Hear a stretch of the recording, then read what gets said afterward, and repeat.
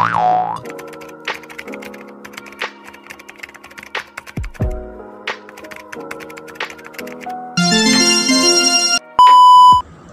siang, ada malam, ada yang bangkit, ada pula yang terjatuh. Aku mulai dengan salam. Assalamualaikum warahmatullahi wabarakatuh. Bismillahirrahmanirrahim. Kenalin, namaku Galih Abdul Rozak, akrab dipanggil Galih.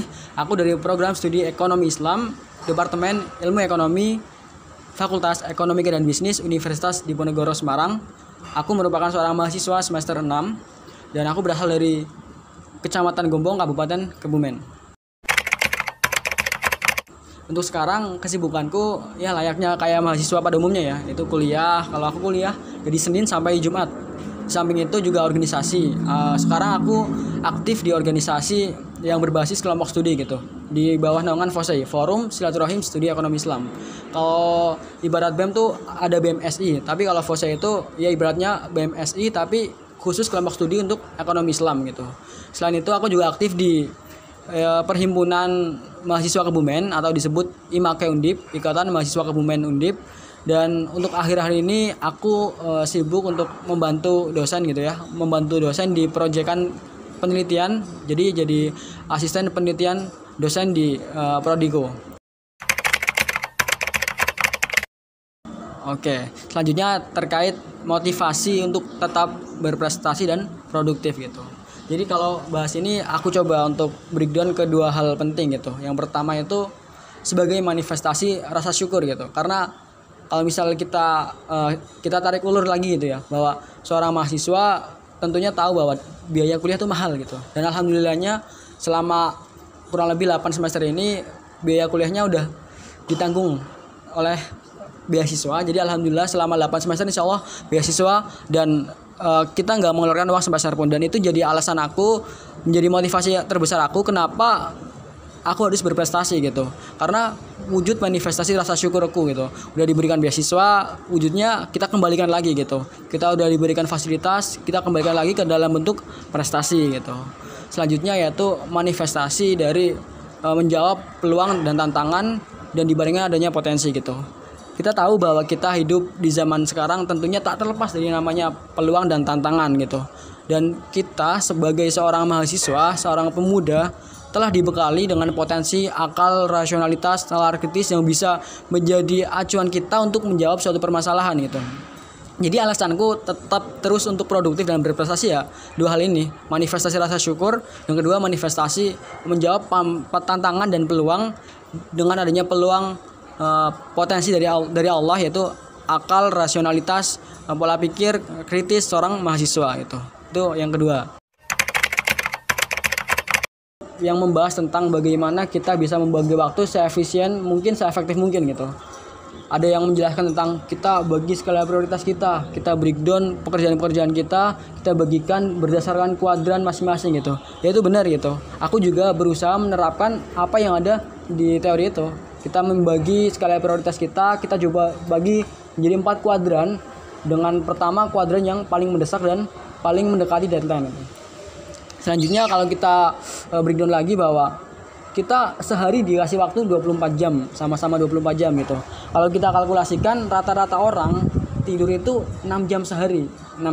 Berarti 1/4 dari 24 jam itu. Kalau taruh aja umur kita 60 tahun, berarti 15 tahun dari 60 tahun kita buat tidur gitu. Jadi sebenarnya buat tidur aja waktu kita banyak gitu. Jadi teman-teman jangan sampai waktu kita terbuang sia-sia untuk hal-hal yang enggak produktif gitu. Kita manfaatkan setiap detik kita, setiap waktu yang ada untuk terus melakukan hal-hal yang produktif dan tentunya memaksimalkan setiap peluang yang ada sehingga kita bisa menjadi mahasiswa yang paripurna. Aku ikut berbagai lomba, konferensi, kemudian ikut kegiatan-kegiatan organisasi masyarakat gitu. Yang aku dapatkan selain hadiah gitu tadi, tentunya pengalaman, kemudian kita bisa men-challenging diri kita sendiri bahwa ternyata di luar sana banyak loh tantangan-tantangan yang udah siap menanti kita gitu. Dengan adanya itu kita bisa terus untuk produktif dan tentunya kalau aku kan lomba misal offline nih, kita lomba nanti kita ke Surabaya, ke Jogja, ke Jakarta. Tentunya kita juga di samping kuliah kan butuh hiburan juga ya, jalan-jalan juga. Lah aku manfaatkan lomba ini sebagai sarana aku untuk jalan-jalan gitu. Waktu itu sempat ke Surabaya, ke Jakarta, ke Jogja, kemudian ke Pati dan lain-lain gitu. Atau mungkin teman-teman kalau misal ingin keluar negeri bisa banget gitu. Keluar negeri nanti pakai uang kampus gitu. Itu bisa banget. Jadi manfaatkan apa yang udah ada difasilitasi oleh kampus, manfaatkan semaksimal mungkin gitu. Karena masa menjadi seorang mahasiswa itu nggak akan terulang lagi di masa yang akan datang gitu. Ya mentok-mentoknya paling 4 tahun ya, 8 semester gitu. Jadi maksimalkan apa yang ada dan harus totalitas gitu sebagai seorang mahasiswa. Oke, tantangan dan kendala ya. Kalau dari aku pribadi sebenarnya tadi udah dibahas yang kedua itu bagaimana cara membagi waktu.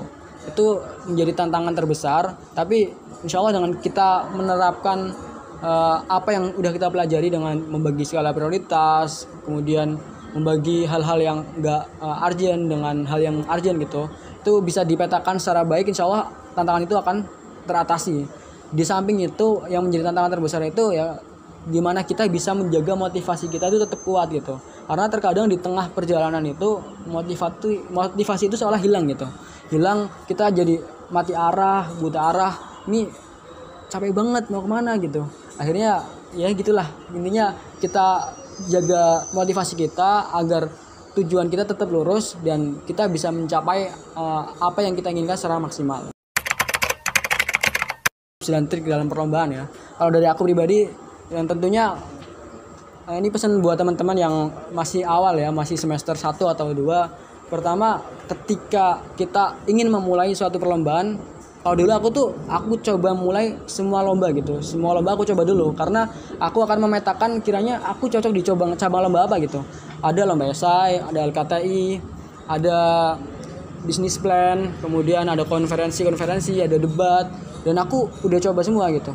Ternyata setelah kelihatan hilalnya kiranya lebih cocok kemana, lebih nyaman kemana, ya kita maksimalin di situ gitu. Kalau aku lebih sukanya di karya tulis, misal LKTI atau esai atau olimpiade juga gitu. Tapi untuk kayak semacam debat aku kurang suka. Jadi sekarang aku fokusnya lombanya di karya tulis sama olimpiade. Dan tips dan triknya adalah yang pertama, ketika memang lomba itu lomba tim, ya gimana caranya kita bisa membentuk tim yang solid dan yang kuat.